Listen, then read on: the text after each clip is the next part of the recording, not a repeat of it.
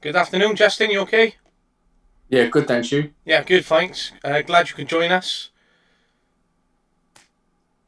No, anytime, thanks. Everything's good. Cool.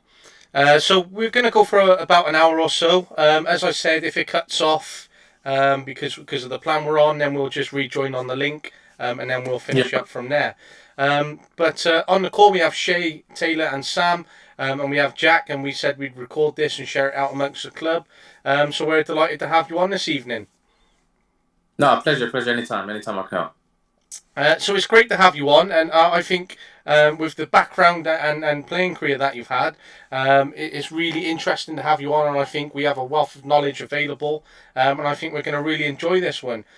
So to give Jack a bit of context and Tay, Justin came through at Arsenal in 2003 into that amazing first team.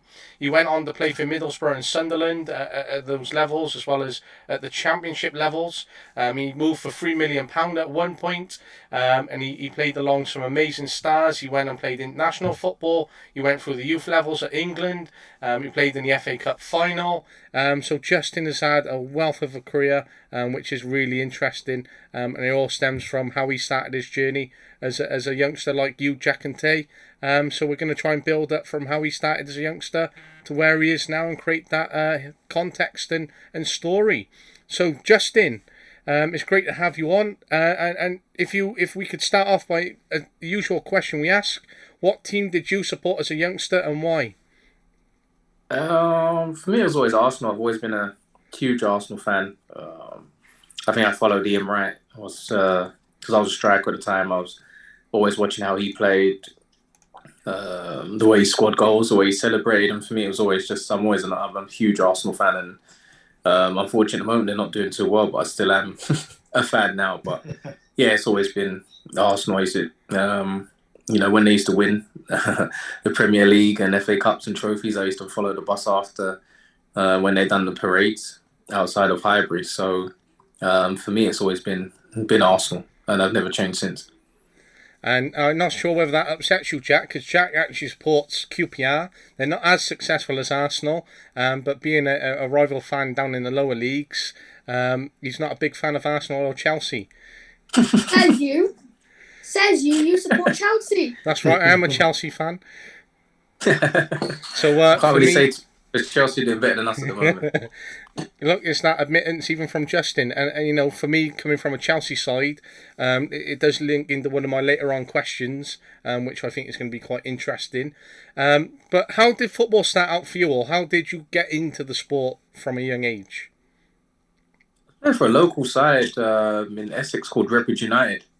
It was probably like I think my dad found it on the in the newspaper, which probably not how you go around finding a club nowadays, but that's how we used to do it. Signed up, joined, and kind of took it from there. I was there for a long time, really. That's where it started, Redbridge United in Essex, and Arsenal scouted me from there.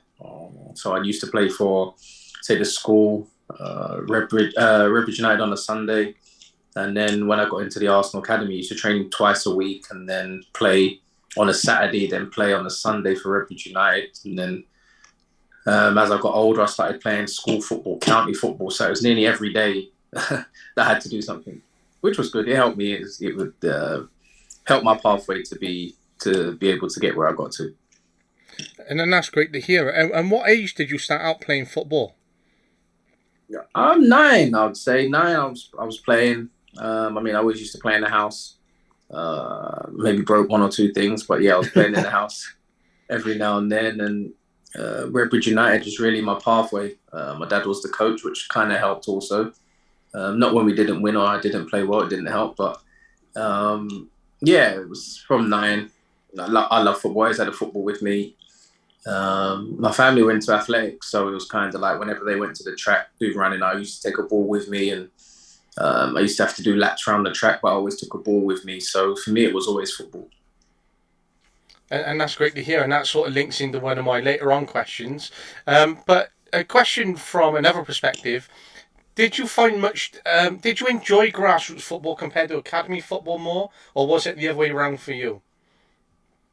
Um, I kind of enjoyed grassroots football. It's different. Probably different now to how it was back then. probably the pitches are a lot better. The facilities are probably a lot better than what they were when we was playing, and I guess the games are kind of tougher now than they were back then. But I quite enjoyed the whole grassroots football. I probably enjoyed it more. The academy is a bit more full on, a bit more intense, because you know that you have to do. You're basically showing yourself and showcasing yourself every season, every day to show that you're good enough to stay there. Whereas grassroots football, you can kind of enjoy it with your friends and just local people and just enjoy playing freely rather than not thinking, you're fighting for a contract every year and year. But I guess I can't knock the academy because that's kind of helped me make the pathway to pro, and grassroots helps you get your mind ready for, I'd say, the academy. So at the same time as I say grassroots, I prefer that you can't really knock the academy because the academy really gets you ready for, got me ready for the first team football. Yeah, and that builds in context for both the boys who were on the call, because Jack has played in the academy system, and so has Taylor at both Newport County, and I've coached there. So I've been able to see the flip side of both the academy and grassroots as well as the boys. And even though there has been some downfall somewhat along their journey in terms of academy football, they've got this grassroots family, and it's that message of enjoying grassroots football. That's for them. Yeah, of course. I mean, in academy football, there's always going to be disappointment, same as grassroots football. There's always going to be disappointments, going to be high moments, there's going to be low moments. I played with a lot of players that were probably the best in the academy and didn't end up making it. Some of them played 1 year, some of them played 2, and some of them just decided that football wasn't for them. But with grassroots football, it's the same thing. You're still playing. You want to play. You want to win. You want to be in the starting team. So it's kind of grassroots is the same, similar to the academy, but just that academy football is a bit more full on. But I mean, you enjoy that, you embrace that, and if that's what you want to do, you go for it with 110% and effort, and listen to your coaches, and because they know the best. And that's great. Yeah, Jack, know best. He's not sure about that. I know. So it was amazing that Justin came through in 2003 and got called into the first team. So in that first team element, there was the likes of Ashley Cole, Patrick Vieira, Martin Keown, Robert Pires, Freddie Ljungberg, Saul Campbell, Thierry, Berkgamp, Henry, and the list goes on. And obviously they had an amazing manager, an amazing season. And what was it like for you to come through in that environment at that time, Justin? It was, yeah, I mean, for me, it was tough. I mean, you're looking at them players, what they've achieved and what they went on to achieve. To even break into that team, even to get on the squad, or even to be able to train with them, for me being in the academy was tough. It was a huge achievement. I mean, I can't knock it. I was able to do it, which I'm, proud of myself about. But it was amazing. I mean, just training with them, you learn so much. Traveling with them. It's like leading up to every game, they knew they was going to win. In training, they had that winning mentality going into games, into training sessions, and it was great. I mean, being an Arsenal fan also, it was even better. I'm sure if I was a Tottenham fan, it wouldn't have been, but being an Arsenal fan, it was great. And even though it's an amazing achievement to work into a first team and get into that call up, but to come through in the squad of the players and the manager and the timing of it, is just surreal. And do you think that set you off with key principles and key values for the rest of your career, having played around those players and under Arsene Wenger? Yeah, 100%. You learn a lot just from being around them, having that winning mentality, being in that environment day in, day out. Traveling with the players, you see how they prepare for games, how they train, how they mentally prepare. And the best thing is you get to talk to a lot of them. So during the games or training or at the hotel, you get to sit down and have a conversation with them, which is great because you don't always talk to them about football. And at the end of the day, they're people themselves, so they have a lot going on. But it's great to know them personally. And it's a huge learning curve, not just on the football side of it, but life side of it also. And can I ask you a question? Go on, Shay. Go on. Yeah, of course, Shay. Yeah. Out of all those incredible players that were in that side, So I have several debates with many people. I know who I think, personally, for me, the best one in our side was, right? But for you, which one of them was the absolute pinnacle? The one you looked at and went, if I could just do a little bit of what he could do, I'd be somewhere else. Do you understand the question, Justin? I don't understand. Yeah, I mean, he's not in my position, but I say Patrick Vieira. Just because the way he was with all the players, with all the staff, how he trained, how he treated everyone. It was, he's a captain of the team for a reason. And he led by example every day. Always on time, never late.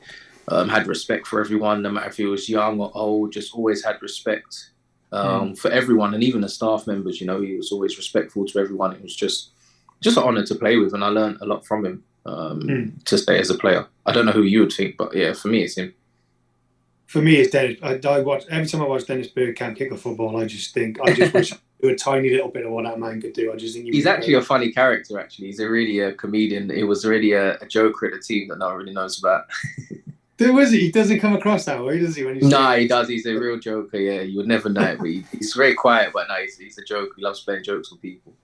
Did you all used to give him a bit of a ribbing about his fear of flying? Did you kind of like wind him up about that? No, do you know what? No, and everyone just left him. Everyone just accepted it. That's his thing. Doesn't like flying, and that was it. And a lot of time he did travel to games or Champions League games. He just went on the bus with the coach driver.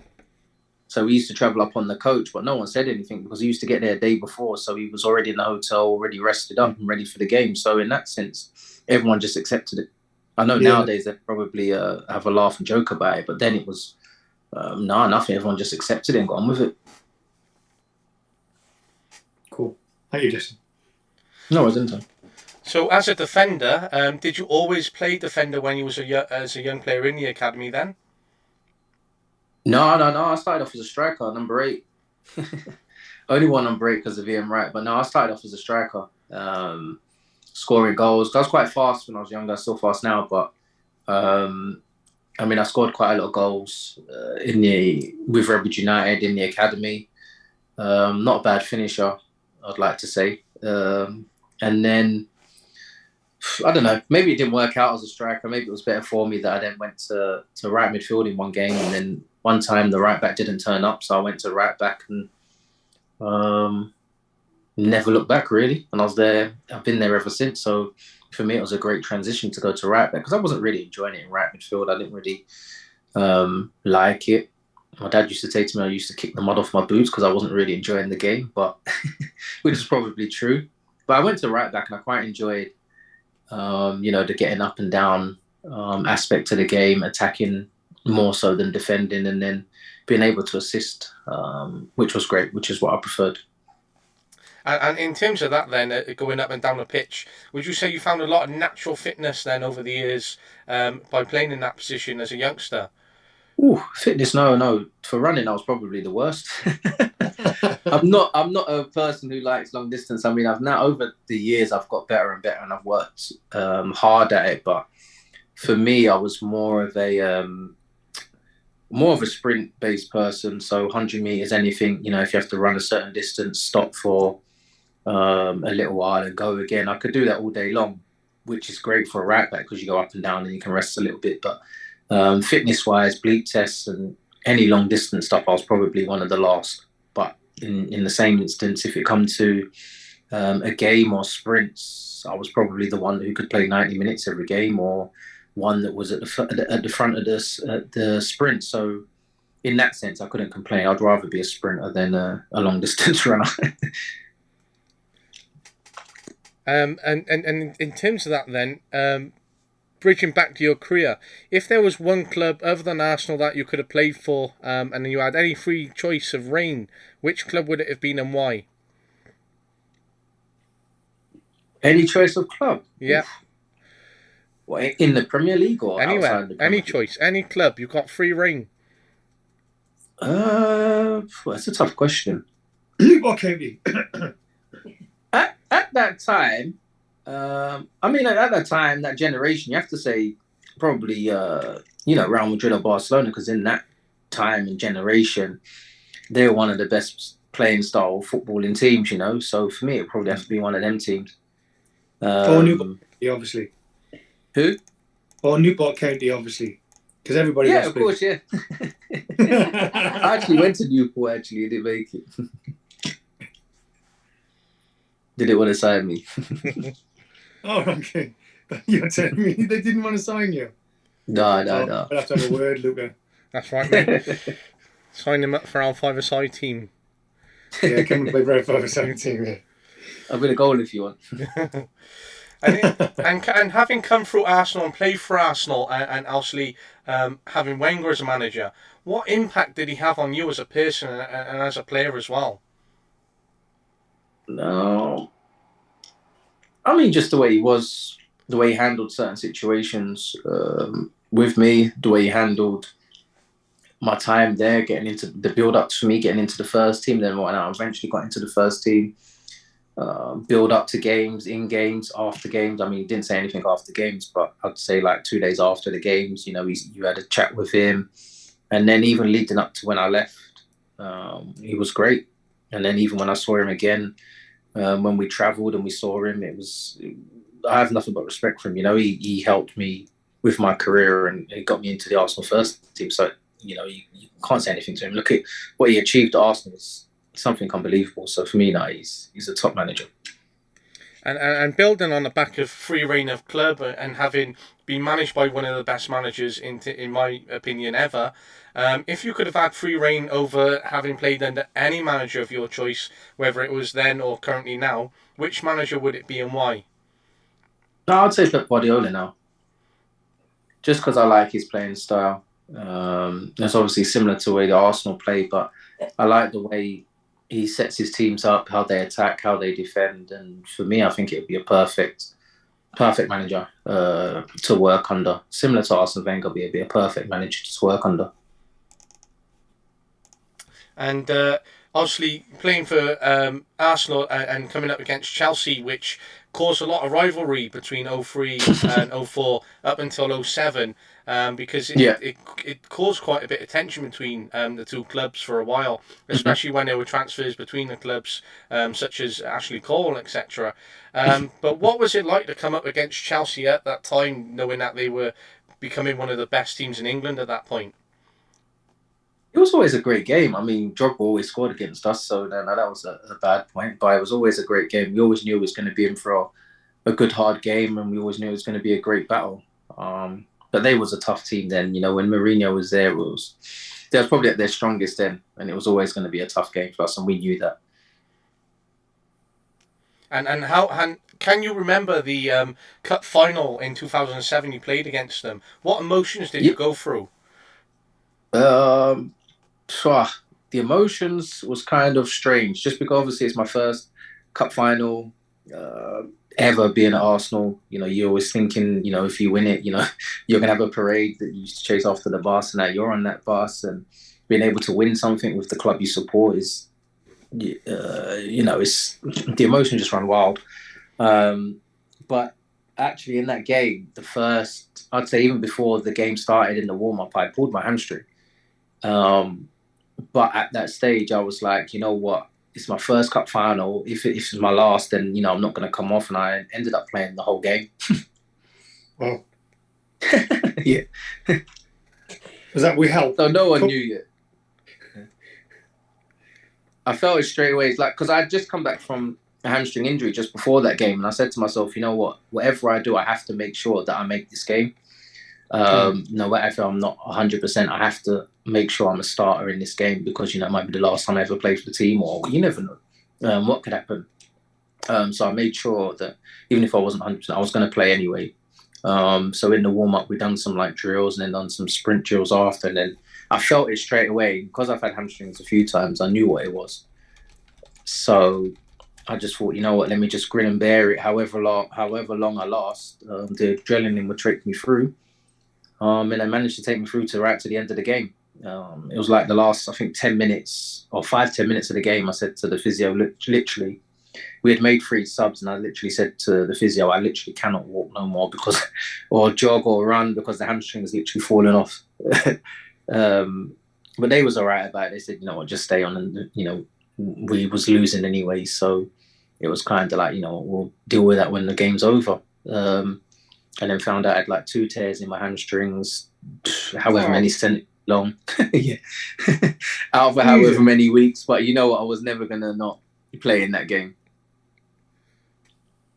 No, I can see that. I need to watch that back, actually, to see how I managed to play without a hamstring. So nobody came down that side. You're all right, I think. Yeah, I was all right then. Robin was kind of really... I was kind of happy.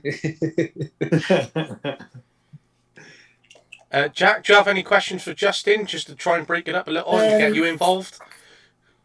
What was it like moving clubs? Moving clubs was it was hard. We had to move locations. Went from living in London to moving up to Middlesbrough, which was kind of tough. Living down in London all your life and then you having to move from your family. It's tough because then you're by yourself. You have to kind of figure everything out by yourself.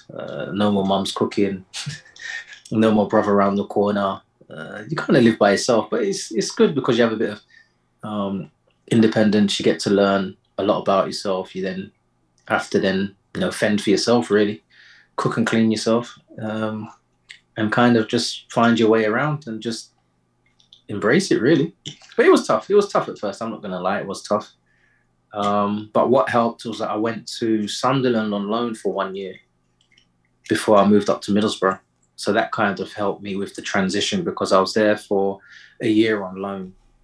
So that kind of helped me get used to Newcastle, or the northeast to say, because it's very, very cold. Yeah, absolutely. Completely different to London, that's for sure.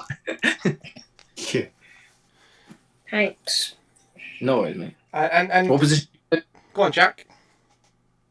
I wasn't going to say anything. No, I think Justin asked you a question. What position do you play? Oh, on the wing. Oh, right, good. Left wing or right winger? Normally left wing. Okay, nice. We switch him sometimes just to take him out of his cover a little bit, like depending on how he's doing. Yeah. And if he's behaving, obviously, if he's not behaving, he's next to us. But I think that shows for Jack. Yeah. But I think that does show, because when we first picked Jack up, he started as a striker. Now he can play striker and winger. He's currently playing a wing back quite often as well. And I like to try and play him in CDM when we need him to conserve that energy, so he can sit in the middle of the park. He can pick out a great pass. He can read, and he can take shots from distance. So we've tried to look at Jack's adaptability, and he's got a wide range of choices now because of it. Yeah, that's the best thing. I mean, nowadays, if you can't play in more than one position, then, you get overlooked. You look at a lot of players now, strikers, they're playing wingers and then turn into fullbacks. If you look at Ashley Young, who's a striker or number 10, then went to a winger, and then went to right back. Now he's back on the wing.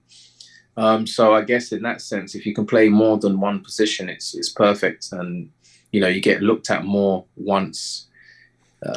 More so now, if you can play more than one position, it's better for you rather than just being able to play one position. Absolutely. And in that sense, you played against some amazing footballers, which we've already named a few, including Didier Drogba, and you played in the Premier League. But who was the toughest footballer you played against, and why? Iron Robin. Robin? I've always said that. And yeah, I've never changed my opinion on that. Iron Robin. I mean, people must say Ronaldo after they've seen the video, but for me, it was Iron Robin just because the way he attacked, his speed. I know he was all left foot, but you just really couldn't stop it. He was rapid. It was scary. I mean, it was unbelievable. His left foot was amazing. It was just kind of scary to play against. And I think every time I tried to get up, I was against him. I was like, great, I'm going to be in for a long afternoon here. Whereas Ronaldo, he kind of gets the ball, does a few, then he done a few skills, and for that I don't really mind. You can do skills all you want. If you don't go past him, I don't really care. But Iron Robin would literally get the ball and just go at you for the whole 90 minutes, and you knew you was in for a game against him. Yeah. And in terms of coming up through an amazing Arsenal academy and into that first team, you played at the youth levels for England. So, who were some of the players that you played with at that point, and what was it like being in the youth setup for England? The youth setup with England was good. I mean, they had so many players to choose from. I remember we used to have North v South games. Because then I played with the older age group also. So it was kind of like so many players I used to play with in my age group. I think, who did we have? We had Nigel Reo-Coker, Darren Bent, Anton Ferdinand, James Milner, Stephen Taylor, Leroy Lita, Ashley Young, Mark Noble. Let's see who else is playing at the moment. I can remember. Tom Huddlestone was there. Who else was there? How good was Nigel Reo-Coker? He always looked really good. like an enigma on a football pitch, but he just some days he. But how good was he in playing? No, it was really good. He's a real captain, real leader in the dressing room, real captain, real captain, really good. James Milner, you can see why he's still playing now. He was like how he is now, how he was then. People used to laugh at him when he was there, but I mean, you can't laugh at him now. But he was always the one that when we ever done anything, he was always made sure everything was correct. Yeah. But yeah, and then for the older age groups, Carlton Cole, Dean Ashton, Jermaine Pennant, Jerome Thomas. I mean, probably all of them. And that's some amazing names that you played with. It was such a huge list that we played with, from the younger ages to the older age groups. It was crazy. It was crazy, and the fact that we didn't win anything was even crazier. And that just shows, and I think that's continued for England over the years. But they're the sort of list of players that I grew up knowing in the England setup. And they're just some of the players in there are amazing, such as Darren Bent and Tom Huddlestone, to name a few, are some of my most favourite players who I've always followed in their careers, and especially Tom Huddlestone, because he scored some banging goals over the years. But in the goals as well, there was a great semi-final that you had in the Under-21 Championships with Netherlands, and I think you finished 13-12. And what was that whole experience like for you, and the game? And just, that's incredible. Yeah, the game was incredible. The way it finished wasn't. No, it was a great game. We had a great game against Holland. They had some really, really good players. Some players, when they released, I think it was a statement or online, they put where the players are playing now, who played in that game, because it's quite a historical game because the amount of penalties there were, because everyone got to take another one. They had some really top players. Now, I think only a few are still playing or played at a high level, but it was a crazy game. But I tell you, the penalty shootouts, you really find out a lot about people during a penalty shootout. That's when you really find out who's tough, who wants to take one, who doesn't want to take one. And it's funny that a lot of the strikers don't actually want to take a penalty. And unfortunately, I missed the first one, which, you score and you're the hero. You miss and you miss. Like, nowadays, I look at it like, if I was to take a penalty, if I miss, I miss. There's nothing you can do about it. I walked up for a penalty. I changed my mind. That's probably why I missed. And then I was lucky enough for it to come back round to me. And then I said, I'm not going to change the way I'm going to go, the direction. And lucky I put it home. But really, it was the most nerve-wracking time I think I've ever experienced in my life. The walk from the halfway line to the penalty circle, you put the ball down, so many things are going through your head, like which way you're going to put it. What happens if the keeper goes this way? People think it's easy taking a penalty, but when you got to do that walk in a semi-final, I'm telling you, everything goes out the window. You second guess yourself so many times. You're standing there on the line with all the players, and some of the players saying, but I don't want to go. Like, you go ahead of me. I don't want to be in this 5. Can I not take it? I don't want to be next. So there's so many things going on at that time, and it's like, right, who keeps their cool? And at the end of the day, if you put it the way you want to put it and the keeper makes a great save and you thought you took a good penalty and the keeper saves it, there's nothing. You have to say hats off to the goalkeeper. When I look back at that penalty, I think it wasn't a good one, but I know why, because I changed my mind. But the second one, I was fully confident that where I was going to go, and I was able to score, which was a huge relief. And obviously, having come through the England youth setup and wanting to play for England, there was actually a time when an international call-up came from Trinidad, and you turned it down. But then you ended up going on to play for them. But what was that entire experience of playing in the Trinidad first team like for you? Amazing. And I wish I would have gone before, because that was the year they was going to the World Cup. And it was a time where there was talk of me going to play for England, which never happened, which is fair enough. They pick someone else. I don't mind. That's life. That's how things are. But I was really happy that I finally made the decision to go and play. I got asked to play for Trinidad, but I said, I've been to England 21s from 16 to 21s. And, the players from Trinidad have done a historical thing. The players have got them there. Now for me to come in at a certain stage, right, where they're picking the squad for the World Cup, I said to me, it's not fair if I take someone else's place who's been there from the beginning, because I wouldn't like if someone was to do that to me, which I wish I would have just accepted and said, I'm going to the World Cup, whatever. But then when I finally made the decision to go and play, it was great. It was great.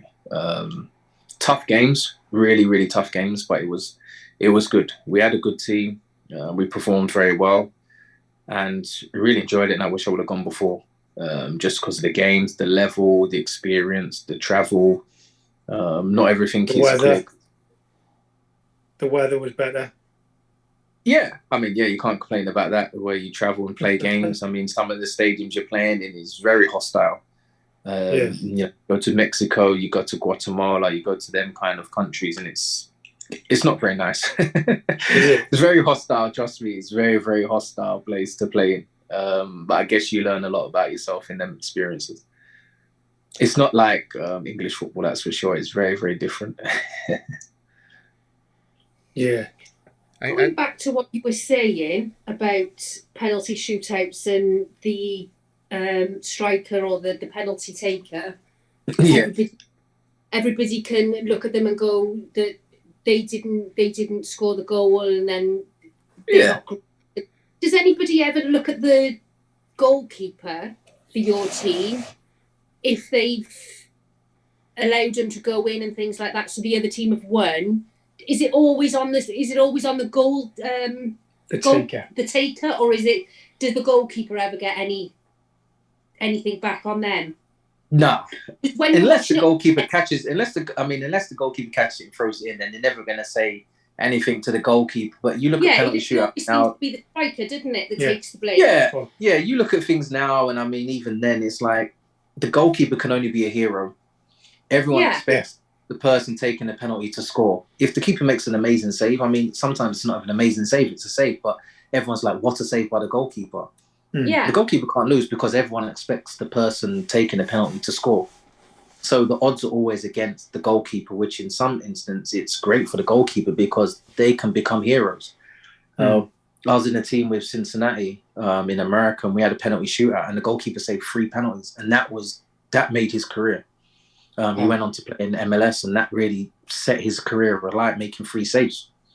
Because no one expects the goalkeeper to save it, but when he does, it's amazing for the team. Yeah, absolutely. What was it like playing in America? Really good, really fun. Not as easy as people think it is, but it's good. It's football, which they call soccer. There is more of an experience, more of a whole day event. It's tough because games are always at night, 8 o'clock or later on a Saturday night, which is tough because you've got the whole day to try and kill. And then the games don't finish till 10, 11 sometimes because there are fireworks going off and stuff like that. But no, it was a good experience. The only thing is to travel. The first game I had was like a 10-hour bus trip. Cincinnati to, where did we play? To Philadelphia. It was like 10 hours we had to travel on the bus. That was horrible. That was horrible. 10 hours on the bus, and one stop, really, really bad. And then 10 hours back on the bus also. No way. Yeah, 10 hours there, 10 hours back here. So just before we continue that, sorry, I think if we rejoin because there's like 30 seconds left, that'd be great. Yeah, it's fine. The normal, but I like to try and get the Zooms and keep keep getting him on as part of this Q&A series, because the insights that you're giving and what we can take from it is amazing.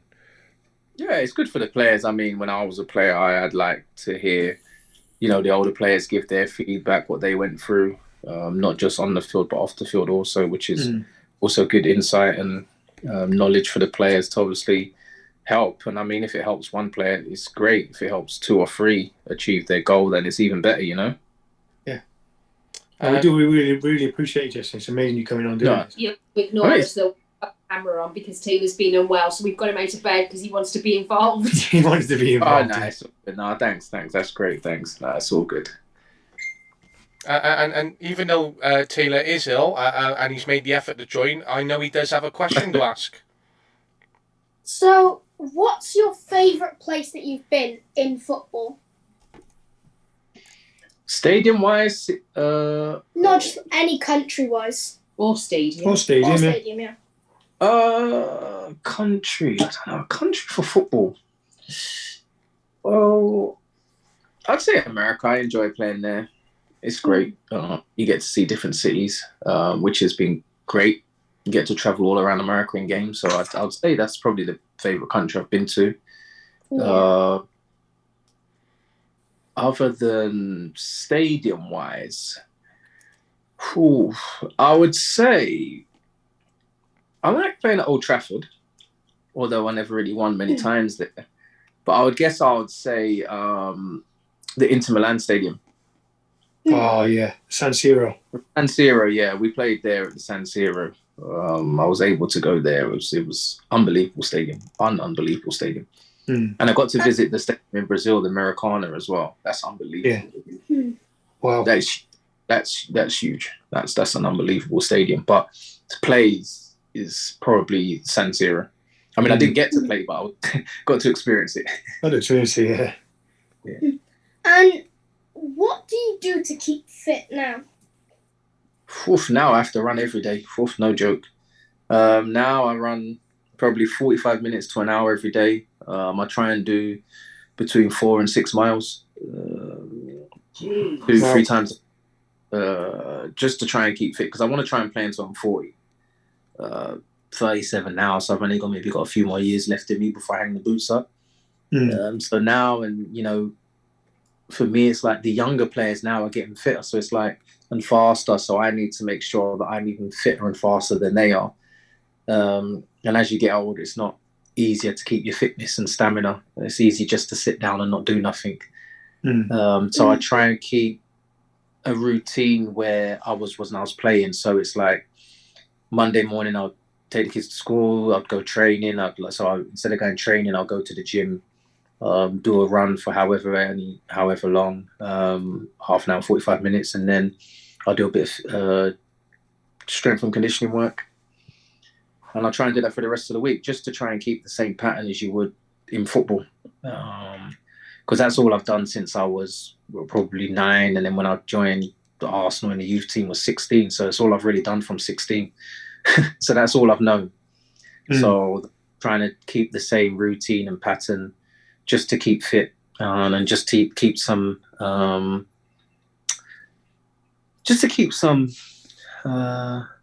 my spirits higher, really. And I still love the games. Like, right, let me keep doing it, because when I retire, I know I'll probably miss it, and I'll probably carry on doing the same. But so while I can, I'll keep fit as much as I can.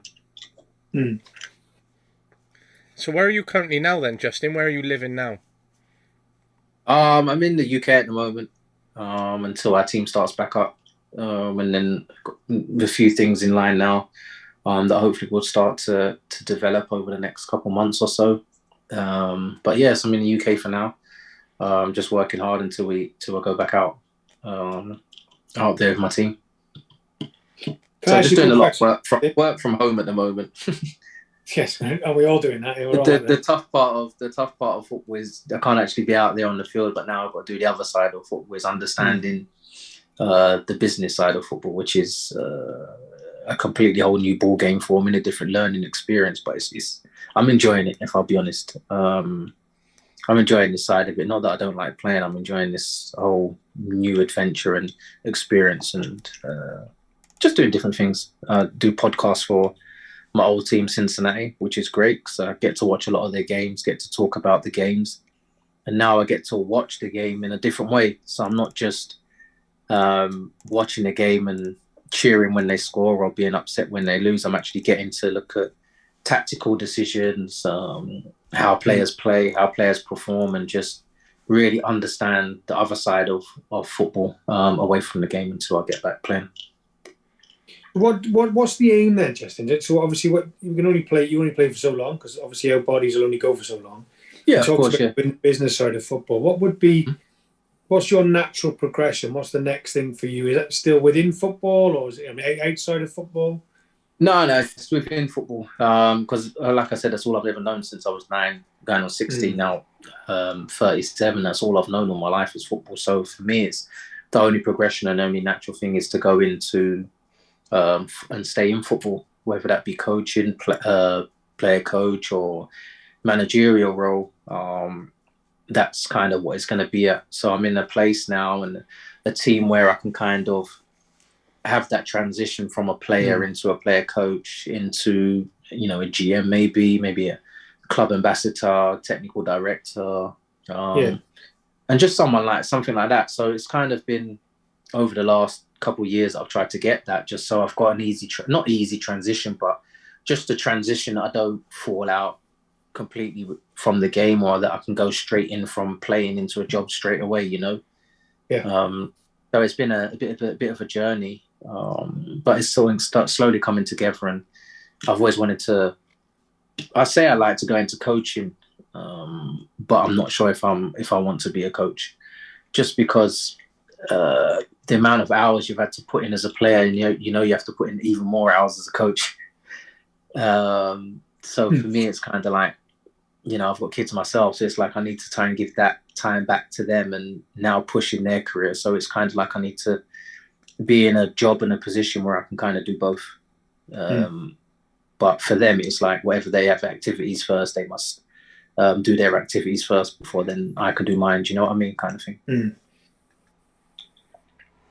And when you was playing, and I feel that this is a good question that we find to ask the people we have on.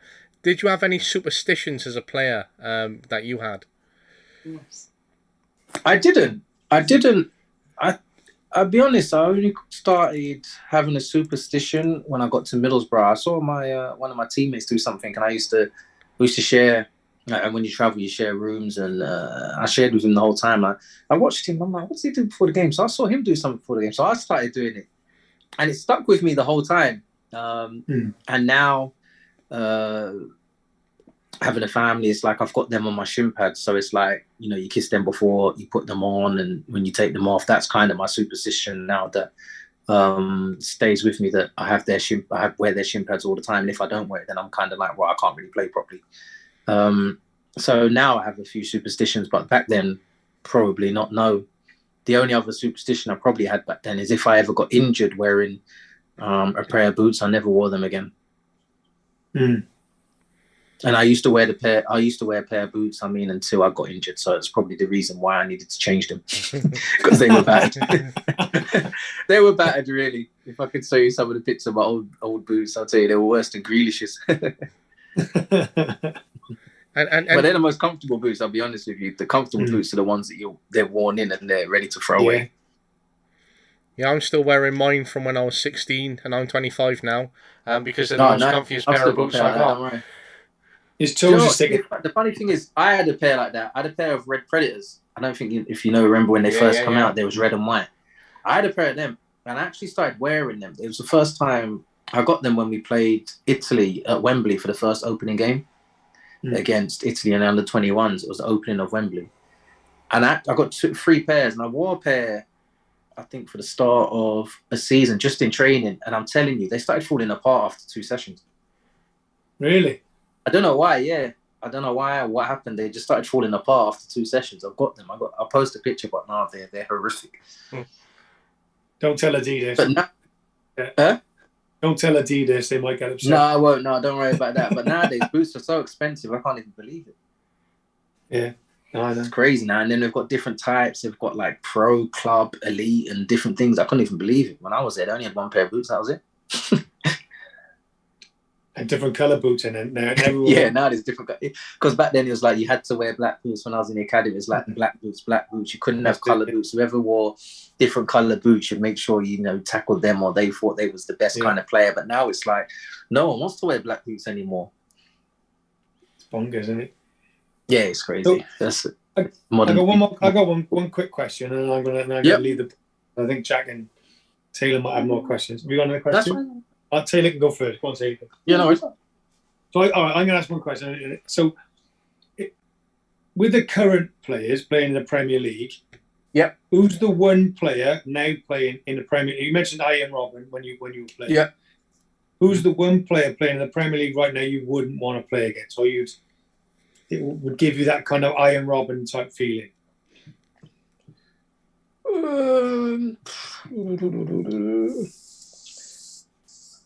In this modern day, I don't know.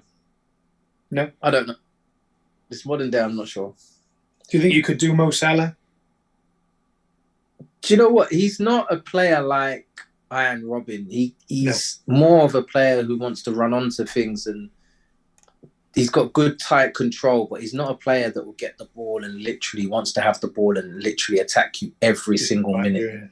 Yeah, he's more of a person who does more in the final third, doesn't really come to the ball and be able to dribble past you. He's not got the same speed, but I mean, you can say him because, the performance. But I'd say De Bruyne, someone like him. If I was in midfield, I'd hate to play against him because you can never get close to him. But in this modern day, I try not to watch. If I'll be honest, I try not to watch too much. Nowadays, it's more about my fantasy league team, so that's what I'm more interested in than watching games. I'll be honest. So, if football wasn't a thing, but you were going to play a different sport, what sport would it be? That's a great question. I would go into athletics, just because my family competed in athletics. My mum she competed in 2 Olympics as a 100-meter sprinter. My dad was an Olympic coach. He was a runner. So for me, it would be athletics. I trained in athletics up until I had to give it up and do football full time. But for me, it would be a 100-meter sprinter. Amazing. Jack, you got a question? When you were younger, who was your footballing idol? Ian Wright. The only player I used to watch was Ian Wright. Really, only person I used to watch. And even now when I see him, I just laugh at him and I just think, he's so funny. Everything about him, he's such a funny character. And people say you shouldn't meet your idols for whatever reason. But when I met him, I couldn't believe he was hilarious. He is how he is on TV. What a player. Great character. I used to have posters of him on my wall. When he broke the record, I think it was 187 goals. I had that post and I've still got it now. So for me, it was him. I used to try and celebrate like him. I wasn't any good, but Ian Wright, favorite. He was my idol. Other than anyone else, even today. Great player. And if you were starting your career again, what advice would you give yourself, a younger Justin? Great question. What advice would I give myself if I started again? If I started again, do you know what? I'd probably give myself the advice where, you got nothing to lose. Just go out and give everything you've got. At the end of the day, you just have to go out, do what you do. There's a reason why teams pick you. There's a reason why, technically at the time, Arsenal selected you to be part of their academy. You have to go out and show them your own personality and your own ability and what you can do and achieve. And if you don't, you only got yourself to blame. But at the end of the day, you just have to go out and give 110%, do everything you can to be successful. Amazing. That's a great bit of advice that we can take away. That's a good question. I've never been asked that question before. Hey, kudos. We put a lot of time and effort in, as you can see, to everything. But and that's what we want to create for the boys. And Taylor sort of read my questions without sending them to him, and he asked what you would be doing. But it does link in nicely because even though your dad was a sprinter, your mum was a sprinter, your uncle was a sprinter at one point, your cousin went on to be a sprinter in athletics, your brother's become a pro. But before all that, even based on your mum and dad and the environment and what you grew up in, did they allow you to find your own way within a sport, or did they sort of push for high quality of excellence all the time? Nah, I done every sport. I'll be honest, I done every sport. My mum worked at a sports centre, done a holiday camp, so it was lucky for me because I was. I'd say I'm lucky because I was a person who was quite multi-talented. I used to play tennis, cricket, football, table tennis. I played a little bit of basketball in school, so for me it was like kind of like a multi-talented, which was quite good. Comes in handy every now and then when you in school. You need to get picked for something, comes in handy. But in that sense, they kind of knew I kind of loved football. They didn't push me to athletics because they was in it. Did they push me into football? They was never really pushy. They just wanted the best, wanted me to always perform well. Sometimes I didn't, and I sure knew about it at home or in the car journey back. But no, they never pushed me. They just wanted me to, whatever I was going to do, just give it 110% effort and just give it my all, really. But yeah, once, you see the hours and the dedication they was able to put in, whether it was football or any other sport, my dad used to drive me everywhere, traveled everywhere, and kind of still does now. When I was at Middlesbrough for the 6 years, he used to drive up in the morning for games, watch the game, and then drive back. And it was like a 4 or 5 hour journey, like he used to leave at like 7 o'clock, get there at like 12, watch the game at 3, have dinner, and then drive straight back home.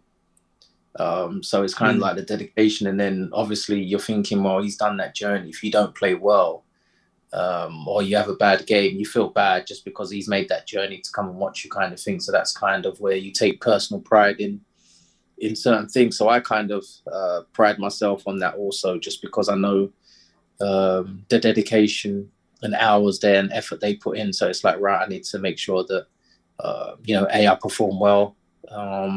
And, secondly, that I try and achieve being a professional, because they put in hours of driving you around everywhere. Because at the end of the day, some players didn't have that. And unfortunately, they wasn't successful.